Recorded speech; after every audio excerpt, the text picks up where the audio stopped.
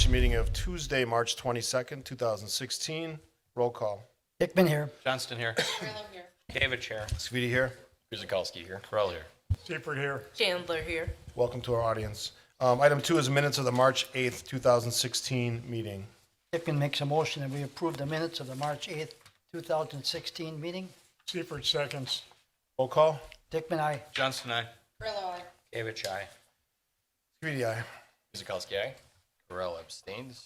Seifert, aye. Chandler, aye. Item 3 is significant common council actions. Carrie? Council approved an ordinance rezoning a portion of the property at 7600 South 6th Street from M1 Manufacturing to B2 Community Business and amended the legal description in Section 1 of the conditional use permit for 600 West Drexel to include the rezoned property. Also approved an ordinance rezoning the properties at 709 and 725 East Oak Street, 7312 South 27th Street, 7951, 8067, 8210, 8245, 8290, 8351 South 20th Street, 1741, 1901, 2211, 2305, 2319, and 2361 West Drexel Avenue, excluding C1 Shoreland Wetland Conservancy, Floodway, and Flood Fringe Districts to P1 Park District. Council also rejected the bids for the Lake Vista Park project and directed staff to redesign and advertise a phased park project that works within the budget. Council approved a resolution for the exchange of a portion of the city-owned land at 7600 South 6th Street with portions of 600 West Drexel Avenue. Also approved a resolution for a certified survey map for the properties at 7600 South 6th Street and 600 West Drexel Avenue, and discussed but did not take action on a proposed letter of intent for the sale of the property at 8000 South Market Street with the Waters Senior Living Holdings LLC. Mr. Mayor. Thank you, Carrie. I'm going to take the new business out of order. I'm going to start with D because I think that's what most of the residents are here for. It's a rezone request submitted by the City of Oak Creek to rezone the following county properties, excluding C1 Shoreland Wetland Conservancy, Floodway, and Flood Fringe districts to P1 Park District. Carrie. Take just a moment here to get the right graphics up. Sorry, I switched you around there.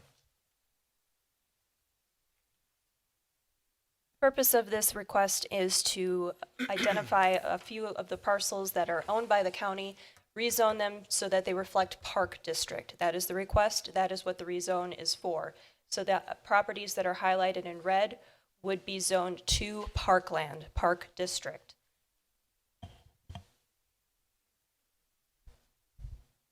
Staff recommendation is that the Plan Commission recommends to the Common Council that the properties as listed, excluding C1 Shoreland Wetland Conservancy, Floodway, and Flood Fringe districts be rezoned to P1 Park District after a public hearing. Mr. Mayor. And for the residents, this is not an attempt or a first step to do something else. This is a process that should have happened a long time ago. These are parcels of land that have always intended to be parkland. They will be parkland. Now they'll be properly zoned. The zoning that was on these pieces, for whatever reason, didn't reflect that. This corrects that action. Due to some legislation, it called into question some of these parcels and how they were designated, and the county was heavily involved in this. It's not a political issue either. It's just we want to make sure in our community that these 39 parcels are zoned correctly. They won't change. They won't be handled probably any differently than they're handled now. They'll be parkland, and that's how they'll be zoned. Questions from the council, committee rather? Go ahead. Yeah, I have a question. When we rezone this, are we going to identify these lots too? Is there going to be some type of signage on them, or is it just going to be vacant as they have been in the past? At this time, there has been no proposal to add any signage to any of these properties. They will remain as is until something is brought forth, if something is brought forth. Thank you. Other comments? As I said, it's procedural. We just want to make sure these are zoned correctly. And I know that many residents were sent the letter, and the letter probably wasn't as specific as we were just talking about it, but a lot of those things are left for the meeting to hash out, but this is strictly a procedural matter. Seeing no other questions or comments? Steve? Oh, Real quick. Commissioner Dickman? Okay, I just wanted to ask you, Pete, does this have anything to do with the comprehensive plan as far as Does this fit in there, or how does it follow? Yes, they follow. A lot of the areas are either limited development areas or resource protection areas. Okay, so it fits very well then. Right, otherwise we would have to go through the comprehensive plan amendment to show that differently. So it does comply with our comp plan. Okay, thank you. Seeing no other comments, need a motion on 4D. Gavich will make a motion that the Plan Commission recommend to the Common Council that the properties at 7170, 9161, and 11065 South Howell Avenue, 100 East Rawson Avenue, 620, 625 East Drexel Avenue, 915, 920, 925 East Forest Hill Avenue, 1225 and 1235 East Putes Road, 571, 1101, 1201, 1203, 1830, and 1835 East Ryan Road, 9135, 9501 South Nicholson Road, 9170 South Shepherd Avenue, 9681 and 9849 South 15th Avenue, 9860, 9908, 9950, 9960, 9980, 100, 10040, 10145, 10170 South Pennsylvania Avenue, 3221 East Fitzsimmons Road, 2231, 2300, 2515, 2801, 2920 East Oakwood Road, 715 West Oakwood Road, and 2815 East Elm Road, excluding C1 Shoreland Wetland Conservancy, FW Floodway, and FF Flood Fringe Districts be rezoned to P1 Park District after a public hearing. Guzekowski will second. Roll call. Hickman, aye. Johnston, aye. Grillo, aye. Gavich, aye. Sweetie, aye. Guzekowski, aye. Corral, aye. Seifert, aye. Chandler, aye. All right, moving back up to top of the deck. 4A is a plan review of site building and landscape plan submitted by Drexel Partners LLC for a two-tenant building on the property at 600 West Drexel Avenue. Tax key number 782-9000-000. Gary.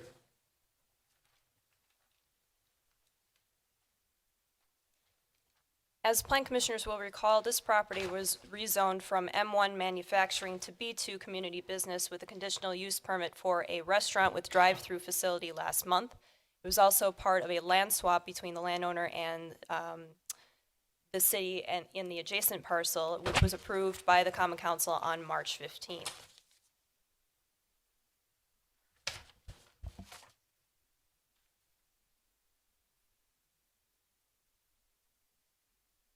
Plans have been updated to show the reconfigured property lines per the exchange.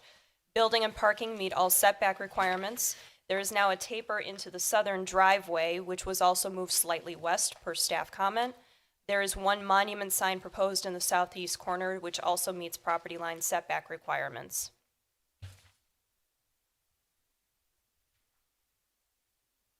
Proposed elevations are now shown on the screen. I know they're a little bit small, so let me walk you through them. There's stone, architectural metal panel, wood panel, and glass proposed on a majority of the building. There has been one change to the exterior building materials, and that is shown on the screen right now. Essentially, some of the stone was changed to window and to also the wood panel that is shown as part of the western tenant.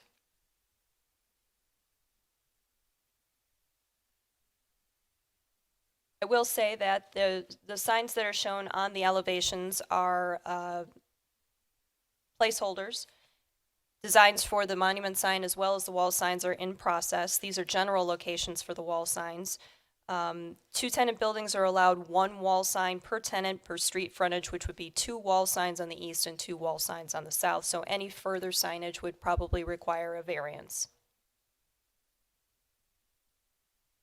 There's also one more change. If you bear with me, I will show you that there is a proposed change to the location of the dumpster enclosure. We just received this afternoon, so hot off the presses.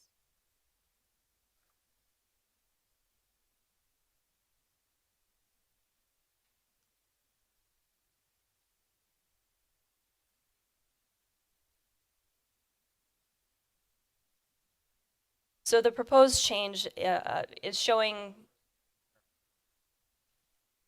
the original dumpster location was proposed back behind the building and attached to the building. The proposed new location would be on the northwest side of the upper parking spaces. That's an item for discussion tonight. It's up to the Plan Commission whether or not that change is allowable.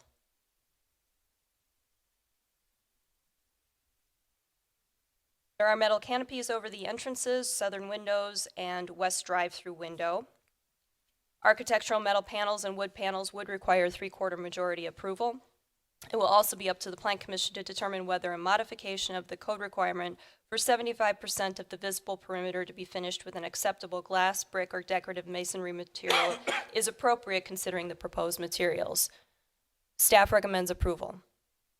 There is one exception to this, though, and that is the stone. The proposed stone is, it's called out as thin-set stone veneer, which is generally 2 to 3 inches thick. However, section 17.1009A2 in the code requires a minimum thickness of 4 inches for stone and brick veneer. This has been provided to the applicant's consultant for revision, and staff recommends requiring compliance per code.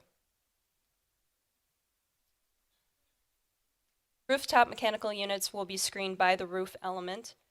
All mechanicals, ground, building, or rooftop mounted must be screened.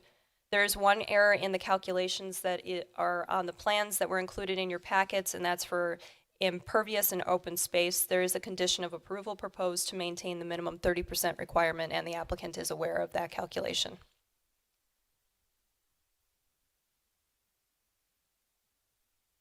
These are the proposed landscaping plans. There may be minor revisions that would be required, and staff would continue to work with the applicant to make sure that the plans are compliant. There is a condition of approval proposed that final plans be submitted for review and approval by the Department of Community Development prior to submission of building permit applications. Comments received from the water and sewer utility were also provided to the applicant, and staff recommends in the condition of approval that all connections be coordinated with the utility. Also, final lighting plans would have to be approved by the electrical inspector prior to the issuance of permits. Staff recommendation is that the Plan Commission approves the site and building plans submitted by Drexel Partners LLC for the property at 600 West Drexel Avenue, subject to conditions 1 through 8. Thank you, Carrie. The mayor is returning. He had some business to take care of. About that? All right, you presented the case for that one. Questions? Commissioner Dickman. In the drawing for, where the enclosure was originally shown, on our drawing, there was a cabinet on the side of the building. I don't know if that's electric or what. Now that I don't think it has anything to do with the enclosure, but now that the enclosure has been moved, is that cabinet staying there, and what is it for? On which sheet are you seeing the cabinet? Oh, boy. C2.1. The upper left. It says there's a cabinet there. I don't believe that was in the dumpster enclosure, but I would defer to the applicant or their consultant. All set? Commissioner Johnston. I'm just going to clarify, that's called out as a transformer on the plans, so that would stay in place. Just be a matter, Okay, it's it's electrical electrical. transformer. Okay. That's what I wanted to know. Okay. Thank you. Hands up. Commissioner Chandler. Can you provide a little more information in regards to the 75%, if that's met or not? And I know the challenge was you identified the wood and metal. The wood and metal is that the 75% visible perimeter requires brick, stone, or I'm sorry, it's brick, decorative masonry, or glass. Because we have different materials proposed that would have to be approved by a majority of the Plan Commission present, it's also up to you to determine whether or not the proposed materials would fulfill the 75% perimeter. So they go hand in hand. Do we have samples of the materials? Yes, the applicant and the samples. consultant have provided, You have want to bring indicated those that up? they have them with them. And while he's handing that out, and with the concern of the thickness of the stone, Is that for fire issues? It's a 4 minimum requirement per the code. It actually specifies in the code a minimum of 4-inch thick brick veneer and 4-inch thick stone veneer. Thank you. You're welcome. Alderman Bekavich. I'll call you up, Mr. Degnan, when it's your turn. Personally, I think it's a pretty nice looking building in concept. Kind of fits the corner. Obviously, we have some traffic concerns we have to take a look at, and the setbacks are there so we can address future sidewalk issues, things of that nature. I guess I just want the fire department to weigh in. It looks like a pretty open area to get at it, being on the corner. Just as long as they can get around the backside there where the drive-through would be for equipment, or just being on a corner doesn't make it a non-issue. So we'll hear from Mike Kresick, Battalion Chief, Assistant Chief.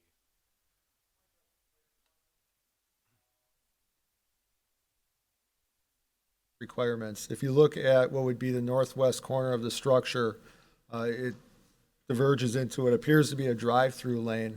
That would not be a fire department access road, and the road immediately north of that, although it doesn't meet the NFPA requirements for width, it would still serve as access for the fire department outside of the strict definition of an access road.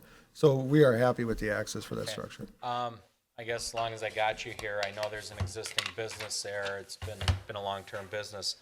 Fire hydrant issues, anything of that nature that needs to be upgraded because that building's rather old, it's there. Generally, what will occur, once the plans come to the city, we will review fire protection for the entire site. If there are any suppression needs, once the suppression needs are determined, we move on to the hydrant and hydrant locations. That generally drives how many hydrants may be needed on site and what their proximity is to the building. That's something we'll certainly discuss with the developer as the building plans come through. Okay, because I'd hate to see them taken by surprise if there's nothing there or needs to be upgraded. I'm not sure. Absolutely. We'll engage in that conversation with the developer. Okay, thank you. Thank you, Mike. Other questions? Mr. Chandler and then Mr. Dickman. I have a question about the mechanicals. Can you provide a little more information of what's on the rooftop and what's on the ground? Ground would be the transformer. Rooftop mechanicals would probably be air conditioning units, I'm assuming? Sir, if you could just come up to the mic. Yeah, and just for the record, name and address. This is 4500 North Marlboro, Shorewood, Wisconsin. There would be 3 HVAC units on the roof that are fully screened by a parapet wall. Two will serve one tenant on the on the west, and one will serve the tenant on the east. There'll be one CT transformer, an electrical transformer that you referred to in the rear of the building that will be fully screened as well. Mr. Dickman? That's regarding the recommendation about the minimum 30% open space requirement. Is that strictly a calculation like it says, or are there going to have to be some minor changes on the, on the layout to meet the 30%? It would be so minor that it would be just basically considered a calculation error. Okay, thank you. Insignificant. Mr. Johnston? Just an issue that I have with this. One of the things that they've done is, you can see on the site plan, they're dropping the curb and gutter around most of the parking lot. They've got it coming into the site, and then it just ends there. This is across the street from DTS. It's a little odd that we just dropped the curb and gutter. I think curb and gutter really finishes off the parking lot and the needs that are over there. Prevents people from driving off the edge, prevents snow plows from tearing up the grass on the end, getting all the landscaping that they do have off the edge. I would like to see that continued on around the site. We do have stormwater issues here. We don't want any drainage running off the site and getting out into the road going down Drexel or running off into the floodplain. We want it all contained on that site. Now they have drained it all back to the site, which creates the V ditch in the parking lot where the catch basins are in the middle of the parking lot. Those continually fail. If you've driven through any parking lot, you've seen those. That's a maintenance issue for them in the future. My opinion is they'd be better off to spend the extra money up front in the future. Now, it is not a requirement, it is not a code item that we need to push them for the curb and gutter. It's aesthetics and what we want to do with the project. Did you advise staff of that before a meeting? I have, and I've spoken with the developer about that as well. Any comments? We have provided curb and gutter on the south to Drexel. I recognize that there's potential for those storm sewers to fail, but we feel that we've appropriately graded the site to maintain stormwater runoff. Gary or Pete, do we have any standing to require it? It's not in our code, so we can only request it. As Brian said, it's not a code requirement. Okay. Come on up. Name and address. Jason Luther, 7116 West Wells, Wauwatosa. Pull the mic down a little bit. Thanks. What I could say is, and we're happy to work with Brian and the team on this, maybe the option is we look at it as an ad alternate. I mean, ultimately, if pricing comes in line, we're able to accommodate that change. I think we're in agreement that from a design standpoint, aesthetics, and certainly from a fail-safe with the drainage, we'd like to see it happen. But ultimately, we built this around obviously an economic model too that we just need to be cognizant of. But we're more than happy to look at that as an option as we move it forward. Okay, I appreciate the consideration, and I do agree with Brian. It does define the space, defines what is a parking lot, what's not a parking lot, and the natural spaces are then separated, so they stay in a pretty good shape versus, as he said, have trucks and cars driving over them and becomes a muddy mess after a while. Any other questions? Commissioner Siepert? When they required additional land, did they expand their original concept or layout of the property, or has it stayed the same? Right now, it's stayed the same. It was shifted in order to meet all setback requirements. Okay. Thank you. Commissioner Arden Degner. Arden Degner, 8540 South Pennsylvania Avenue. As I see it, this is a prime urban property. Across from Drexel Town Square, the previous structure was there 50 years. This is going to be, hopefully, that long, but not if you use these metal panels and wood. Questionable if it's treated or not, and especially since in an urban area where there is sidewalks going to be so people can access this. I would say that this proposal that they have does not meet our urban requirements across from the main urban center of our city. This has to be updated. It has to be improved. Thank you. Thank you, Mr. Degner, for your comments. Anything further from the commission? Commissioner Chandler? A quick question in regards to the dumpster. Why was it moved? It was a request from the tenant on the west in terms of a safety concern, as they looked at. It's a national tenant. They have a lot of different locations across the country. They're well versed into looking at design. We thought it was a great initial location tucked away behind the building, and we maintained a lot of green space. What we came up with is a nice trade-off, I think, that keeps it away from the drive aisle. They were just concerned with how it could be safely accessed during business hours.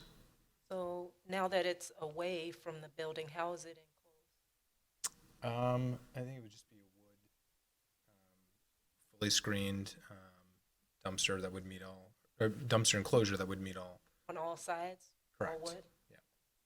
Thank you. One other thing just to mention, you saw the samples, so there were 3 things that were different than the submission, and Carrie hit on 2 of the 3, one being the dumpster, 2 being that elevation change, and again, that was made to accommodate the western tenant's desire to move their door slightly to the east.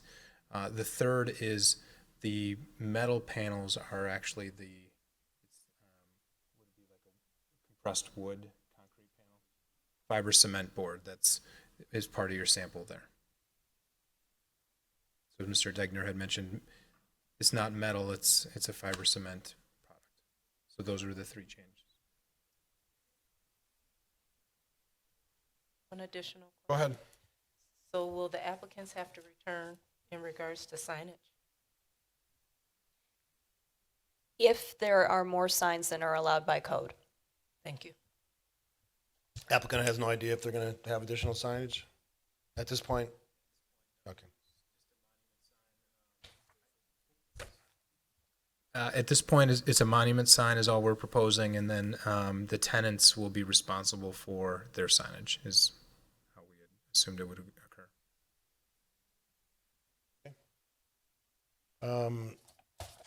As Mr. Degner said, that previous building's been there 50 years. It's an eyesore. Get that taken out and to be replaced by something that looks as good as this looks, I think is a win for the city. So in that sense, I would definitely support the proposal. Any other questions or comments? I do have one Go ahead. question. In regards to the thickness of that stone, how would we phrase this or vote on this if we want the stone to meet the code? There's, condition number 1 says that the exterior stone veneer meets the minimum 4-inch thick requirement per code. Thank you. No other questions or comments? A motion on 4A. Go ahead. Mayor, so does the applicant have an issue with the 4-inch requirement versus the 3? I mean, is it a point of contention on either side? I mean, the motion's gonna go forward at 4 inches right now if you don't say anything. It's what we're asking. We would, for budget reasons, we would prefer the 3-inch stone. It'll help the economic model and potentially allow curb and gutter to come into play. Our feeling is that you would never know the difference between a 3-inch stone veneer and a 4-inch stone veneer. Is that 3-inch? That is the yes. one Yeah, here. and that was the reason my question, we're looking at that, and Mayor, I guess my point to that too is I don't think you'd know the difference. I'd really like to see the curb and gutter. I don't know if there's a way we package that, but that's the reason for my question. So you want to make a deal? So you want to? Yeah, good one. Just throwing it out there, because I do agree, I don't think the 3-inch to the 4-inch is gonna be noticeable to anyone other than us. Well, And can we'll I make fully a, return all corners with full stone, so. All right, let me go to Carrie, and then we'll go to Commissioner Chandler. The only comment I have about that is we are starting to see this thin stone come up in other applications. So, like I said, the minimum standard is 4 inches, so we're going to be having this issue come up on multiple applications, and I think it's up to the commission to determine what's going to be the procedure moving forward. Are we going to accept variances to that requirement? My question, Mayor, I guess, I mean, this is a really nice looking building, to the mayor's point, what we're looking at there. I think it fits. I think it's applicant specific. I mean, I know we need a standard, but in this one, I don't know that it really is gonna make a difference. Mr. Chandler? so in regards to the code, is it based on safety? It's based on materials. It's a material requirement. Okay, thank you. Have we made an exception on that thickness previously anywhere? It's not come up. I know that there have been questions about buildings that have been built in the last year or so about whether or not those follow. If it's not called out on the plans, we don't catch it. But if it says thin stone, or if it calls out a thickness, that's our kind of trigger. And since it's come up in a couple of applications now, it's something that I'm going to be looking at more closely. So even if it just says brick or stone, that's going to be one of my proposed conditions of approval, is that it's a minimum 4-inch thick per code, unless I'm directed otherwise. So for purposes of a vote, is there a special vote requirement if we don't follow our own code on the thickness of the stone? You should have a 3/4 majority approval for the use of stone or other materials that do not meet code.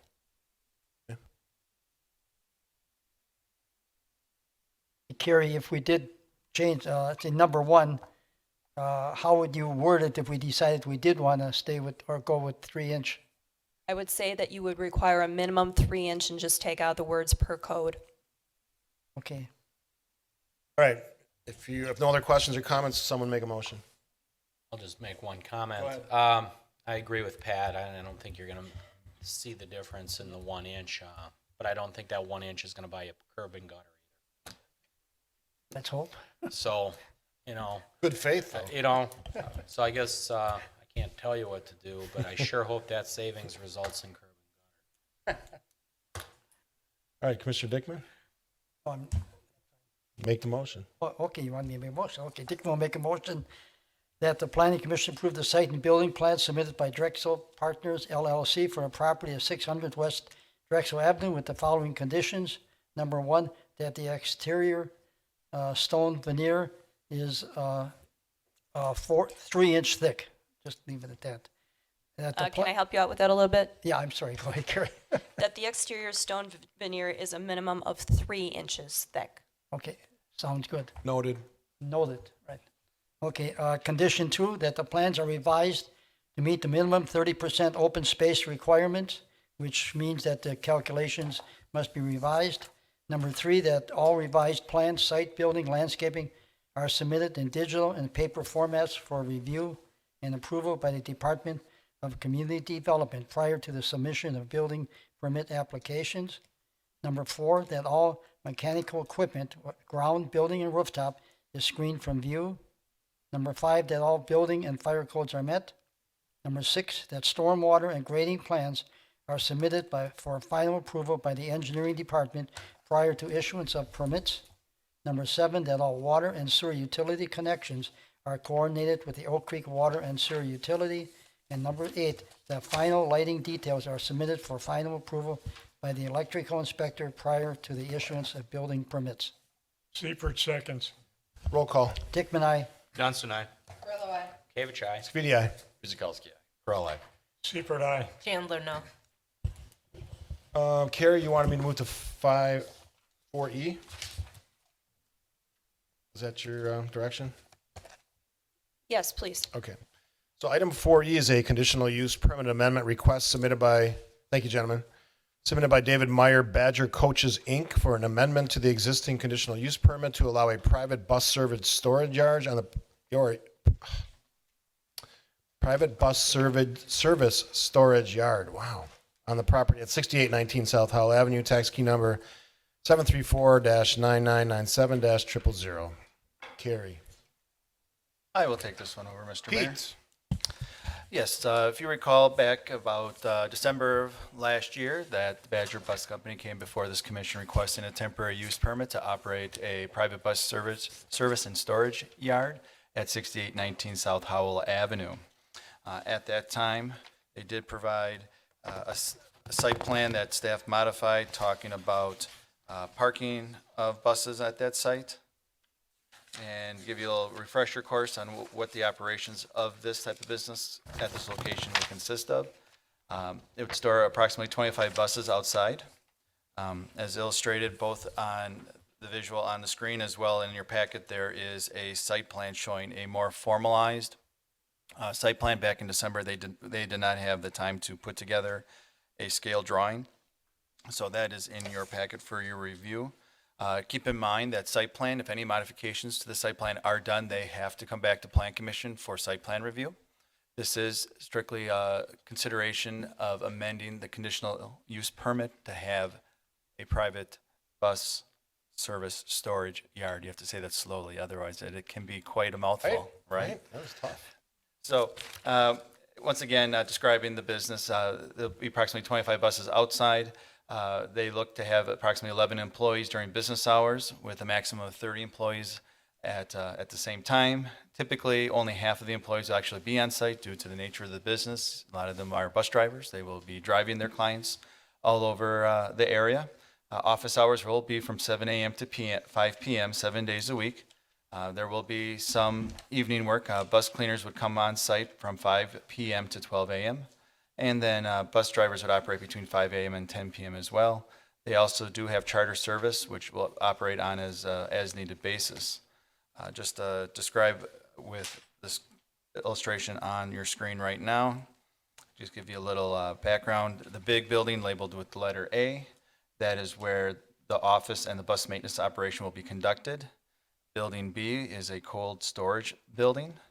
Building C and D will be used as a residence by the current property owner. If you recall, the site was originally JD's Trucking, which was for a long time was operated by the current property owner. The business and the property owner have worked in agreement where she will be the caretaker of the site, and that is a permitted use in our M1 district. So she will be living on site in Building D, and Building C is a garage. So that is what they'll be looking to do. The yellow line that's on the screen is fencing. They're going to put privacy screening up, and just to the top of the letter C on the screen, they did install privacy screening to help screen buses from Howell Avenue at this time. So I have to apologize. In your packet, I had a miscommunication, and I forgot to have included were the draft condition and restrictions. Usually, you always have that template document. However, I did include in the report the specific sections of the report that will be changed. And so in the report, you see the section 6, maintenance and operation. There will be section C and D will be omitted.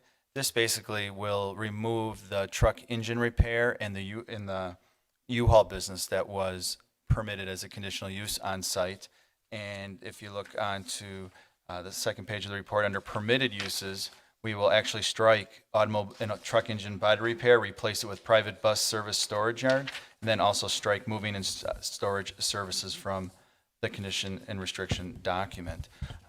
On your screen now is the full document that would be for your review. And so just, this is what you typically see for a conditions and restrictions document. I'll just scroll down to the areas that are in bold and strike through to show that these are the changes that are being proposed this evening. Having said that, staff recommends that the Plan Commission recommends that the Common Council approve a conditional use permit amendment allowing for the operation of a private bus service storage yard at 6819 South Howell Avenue after a public meeting. Hearing.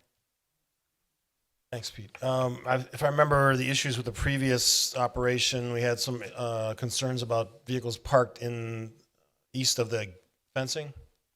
Correct. And I see on the diagram that you included in our packet that you have X'd out those areas, so I'm assuming that those enforcements and that requirement will stay the same? Well, that was part of the temporary use permit, which goes through May of this year. So they're limited to the areas that were not crossed out on that map. On the screen before you now is what they see as the permanent site plan for their operation at the location. They do have additional parking shown, closer to the road than currently permitted as part of their temporary use permit. If they do want to extend that, we do have to review the off-street parking, setbacks, which would require some type of screening. As of right now, this is just a site plan. They have to come back showing where the parking is. They'll have to have screening from the road, 3 feet. If you recall, every time we have a new development, we always talk about screening the parking lots and landscaping around new buildings and whatnot. So what they're proposing right now is a concept idea. They do know that there is limits for minimum green space. There is a lot of gravel out in the rear part of the parcel, and so we'll be working with the applicant in the future when it comes to modifications to this site plan. Okay. Questions, applicants here? Mr. Chandler? Question, what is the cold storage location for? Name and address for the record. My name is Doug Fosno. I address 7612 South 70th Street in Franklin. Cold storage is for extra service vehicles and also for parts and tires and stuff for the buses. So is it refrigerated? No, Just not heated? it's Is just that a what it non-heated means? building, Oh, yes. okay. Okay, thank you. Air temperature. Mr. Seibert. Is the back parking lot going to be paved completely? I mean, there's some gravel out there right now. So for your storage for your buses, is that whole area going to be paved? Yes, that's the plan. We would like to be able to pave that whole back area. Makes, think of snow plowing and things like that. It's just so much easier to have it paved and smooth like that. You identify for the record as well. David Meyer in Madison, Wisconsin. Address? Home address is 502 Nightingale, Cottage Grove, Wisconsin. Thank you.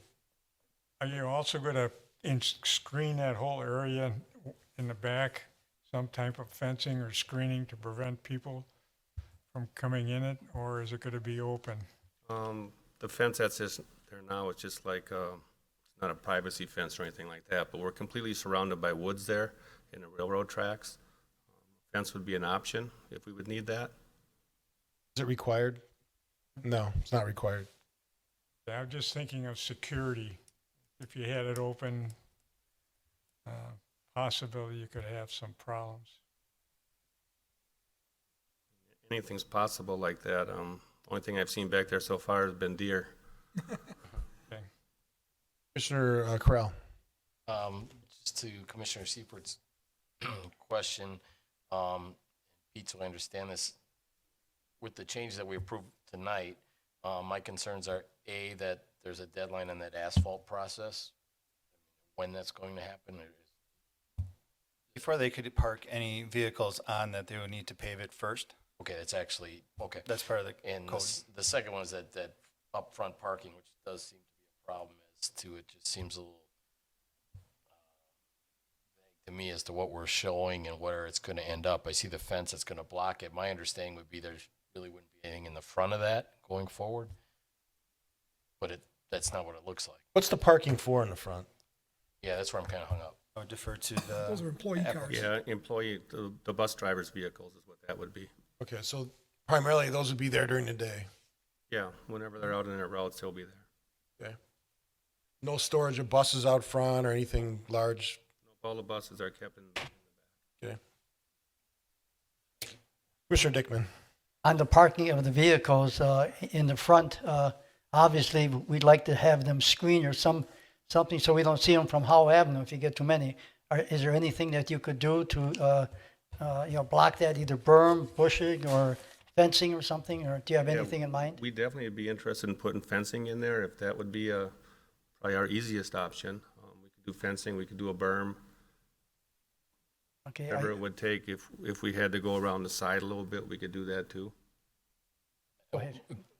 Same question I kind of was just on. I think getting all of that behind that fencing would be, in my opinion, more ideal than just the buses back there. If we get the employee stuff back there too. Not quite sure the visibility with what it's going to look like. Well, the only thing is, and I did stop by there today, just so you're aware of it. I did look at it. And I think you were talking at the present time 25 buses.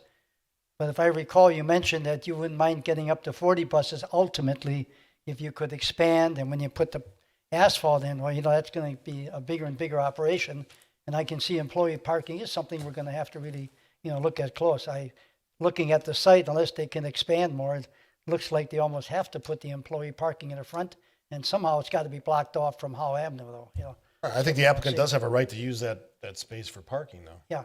Ultimately, they're going to be, all their big vehicles are being in the back. I think our concerns with the previous business was that they were parking other things there Yeah. that were certainly eyesores and Yeah. were noticed by I think traffic they're- and Hull. Yeah, they're just talking, keeping all the buses Right. in the back, which is Right. good, which is Yeah, fine. one of our big concerns is, when you have cars and buses and you're maneuvering a bus around there in a tight spot, which that lot is, that we're gonna do damage to the cars and buses also.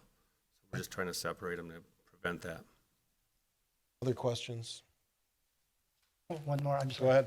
ahead. On the maintenance, what is the maintenance you're going to do? Is it just going to be general maintenance, not like it was crossed out on the other one, no engines or nothing like that, or? Yeah, are you talking currently, about? at this time, we're definitely not set up for any major engine work, stuff like that. That's all done in our Madison office. What we do here is preventative maintenance. We do tires, brakes, shocks, anything electrical on the buses with, the PA systems, the radio, stuff like that. So we're just keeping in Milwaukee the fleet going and keeping everything up to par and operate that way. Anything that's major, we ship that to our main office in Madison. Okay, thank you. Welcome. Anything else? Motion. Corral moves that the planning commission recommends that the common council approve a conditional use permit amendment allowing for the operation of a private bus service storage yard at 6819 South Howell Avenue after a public hearing. Stick on the second. I think I heard Guzikowski second. Go ahead. Roll call. Dickman, aye. Johnston, aye. David Chai. Speedy, aye. Guzekowski, aye. Frog eye. Seifert, aye. Chandler, aye. Good luck. Thank you. All right, back up to 5B. It's a review of site and building plans submitted by James Rosina for a cold storage and a farm equipment building on the property at 10510 South 13th Street, tax key number 954-9009-000. Pete. Yes, I will take that. Just give me a moment here to bring up the graphics that go along with this.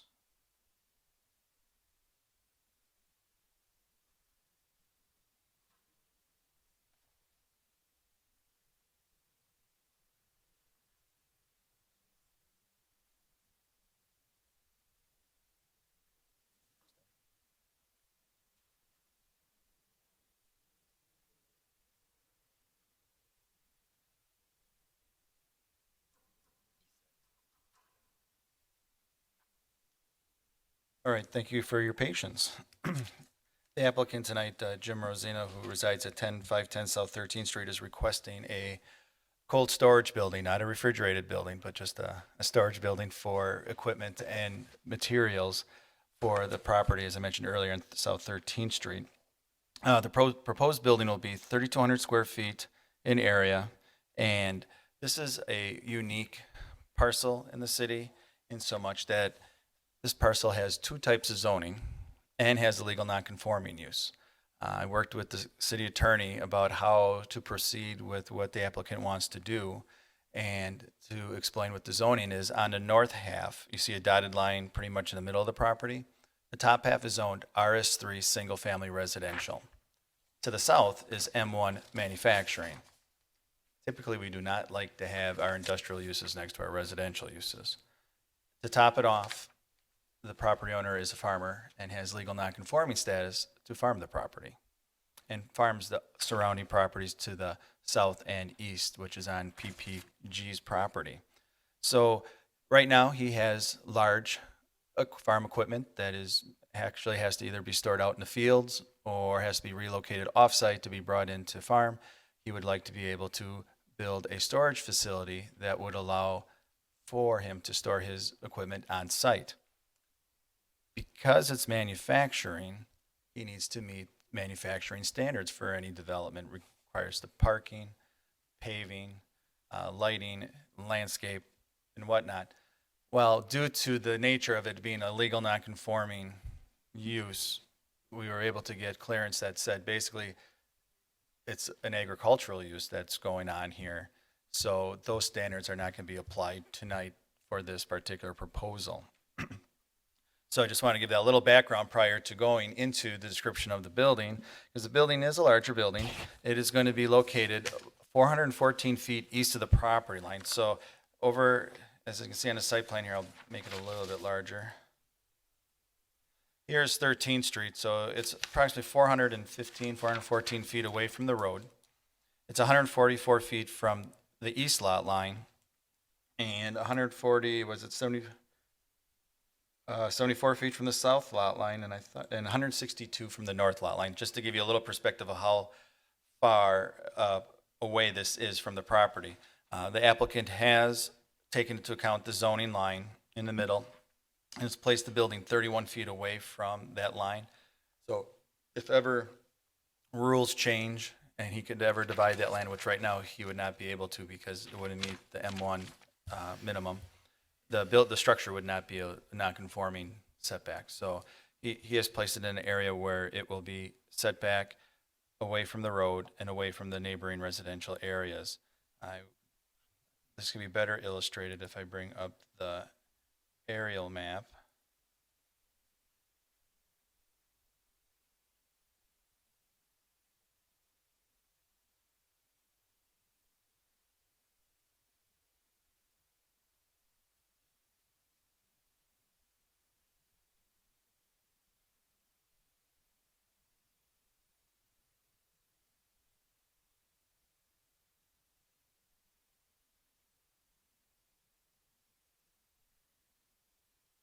Okay, so you heard me give you the dimensions of it. Where the area is proposed is in this area over here in the corner. Including your packet was a landscape plan that shows the existing landscape. As you can see, this site has been around for quite a while. Here's the applicant's home. He has some already additional metal accessory buildings that help with his farm operation. Here in this illustration, it's tough to see, but this is actually several rows of apple trees. He has a small orchard back there. You can see a evergreen tree line on the north. There's some oak and maple trees on the east and in the middle of his property, as well as tree lines at the edges, and also on facing 13th Street. Typically, we have landscape requirements saying you have to have so many trees per linear foot, and you have to have shrubs, and you have to. This is a site that has quite the mature landscape. I mean, if we could all have, these solid screening of evergreens on a lot of industrial sites, we'd be quite happy with. So staff felt that the landscape as currently exists would be sufficient to screen this large building from the neighbors to the north and to the northeast. As you can see, it's pretty well screened already. So there was no additional landscape requirements that were brought forward. Now, the Plan Commission can always add to the landscape plan. I did mention to the applicant that maybe some evergreens or shrubs should be planted around the surrounding part of the building, just to break up the building, since it is 3,200 square feet. So you have quite a long building. The materials of the building are metal roof. It's going to be painted cocoa brown, I believe was the color, and the roof will be a dark brown. And so in order to prove this, it doesn't, we'll need another 3/4 approval from the Plan Commission, because this does not meet that architectural requirement of the visual perimeter. However, staff feels that this is a continuing use of the property as agricultural and is okay for this site. So having said that, staff recommends that the Plan Commission approve the site, landscape, and building plan submitted by Jim Rosina for the property at 510 South 13th Street, and that all building and fire codes are met. I applaud the staff for working with the Rosinas. I think it was out there like 2 or 3 years ago, checking it out. We were talking about this building. I'm glad it's finally come to this stage, because I think it's a perfectly appropriate building and use, given how they're using their land. So I like the fact that the staff worked with the resident to get us to this point. Questions? Commissioner Chandler? I have a question about the natural light that comes into this cold storage area. Can you provide a little more information? Because there's a clear covering underneath the roof. Can the applicant share? Sure, I can address that. When a building like this, there'll be some lights in there, but the most efficient way is to draw in natural light. And so there's a product called Eve Light, which is on the shaded area right below the roof line. And basically, it's just a clear material that allows light in to illuminate the interior of the building. So it's not, I think it's a fiberglass material. And I don't know if the applicant has their representative here, but it too is just a material that's used to help bring light into a building that is not going to have a lot of lights or anything inside. It allows for natural light versus pitch black when everything's Right. closed up. And it's only on the south elevation that is being proposed. So the north, the east, west, and north elevations will not have that. They did try to spruce it up a little bit, if I could say. On the bottom, they do have a darker band at the bottom. Then they'll have the lighter color on top, just to try to give it a little curb appeal, so to speak, even though it's going to be 400 feet away from the road. So the applicant did try to take into consideration what the commission may want to see. And also, does the aesthetics match the house or the other metal buildings, or a Yes. mixture of both? Yes, they do. They do match the house and the other accessory buildings. Welcome. James Rosina, 10510 South 13th. Yeah, the building will be basically the same color as the house is. It'll match the house color. Thank you. Any other questions? Motion. Corral moves the commission approves the site, landscape, and building plan submitted by Jim Rosina for the property at 10510 South 13th Street, and that all building and fire codes are met. Seifert seconds. Seibert seconds, roll call. Hickman, aye. Johnston, aye. David, aye.